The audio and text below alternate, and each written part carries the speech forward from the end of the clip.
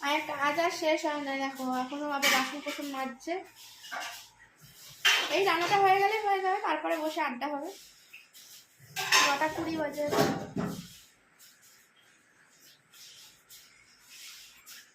আমাদের এখন তো সন্ধ্যে,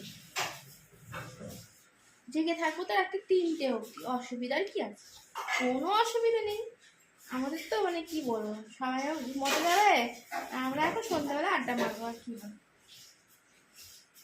সব মোটিভ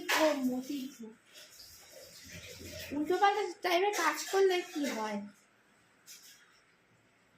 শরীর থেকে অসুস্থ হবে না বলো তো? কিন্তু কি করব, আমাদের এই সময় কাজ, মানে এই সময় গল্প আড্ডা, সারাদিন কাজ করার পর এই সময় ফিরে এখন যদি গল্প আড্ডা না মারি তাহলে কি করব বলো তো? তাহলে বাড়ির এই মানুষগুলো কষ্ট পাবে না? এখন সারা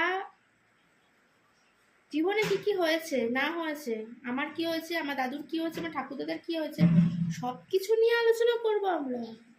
চিন্তা করো না। আমি আর আমার মা যখন গল্প করতে বসি তখন সারা জীবনের গল্প করি, ওইগুলো শেষই হয়, গল্পের কোনো শেষ নেই আমাদের। বাবা খুলেছে।